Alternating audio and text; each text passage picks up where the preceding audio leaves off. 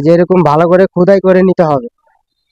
Main ছাদ যদি আপনারা পরিষ্কার না করে, ভালো করে এরকম খোদাই না করে যদি আপনারা জলছা ঢালাই করেন, তাহলে দেখা গেছে চলটা উঠার সম্ভাবনা থাকে।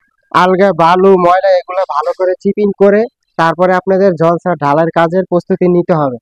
কারণ জলছাদ হচ্ছে কি আপনার পানির ঢালুকে ঠিক রাখে এবং কি নিচের যে ছাদটা হয় মেন ছাদকে সুরক্ষিত রাখে। দীর্ঘদিন জলছাদ না ঢালাই দিয়ে রাখলেন আপনাদের বাড়ির ছাদটা, তাহলে কি হবে, এই যে যে মেন ছাদটা আছে, এই মেন ছাদটা উপর দিয়ে আপনি ড্যাম হইতে থাকবেন, উপরে শ্যাওলা ধরবে, শ্যাওলা ধইরা আমাদের 1.5 ইঞ্চি যে ঢালাই কাস্টিংটা পায় রডের উপরে থেকে, এই 1.5 ইঞ্চি ঢালাই নষ্ট হয়ে আপনার রডের ক্ষতি হবে।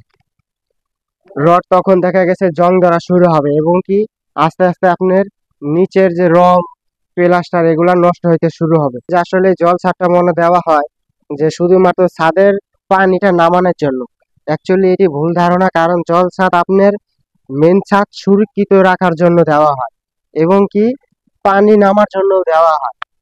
তো ছোটখাটো যে বাড়িগুলা হয় দেখবেন প্রায় বাড়িতেই মেন যে ছাদ হয় এই ছাদটা ঢালু করে দেয় যাতে আপনার পানি নামিয়া যায়, জল ছাদ যাতে একটু দেরি করে দিলেও অসুবিধা না হয়।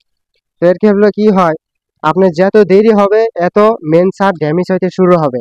তাই যত দ্রুত পারেন বাড়ি কমপ্লিট শেষে জল ছাদ ঢালা দিয়ে নিলে আপনার মেন ছাদ সুরক্ষিত হবে, মেন ছাদ ড্যামেজ হবে না।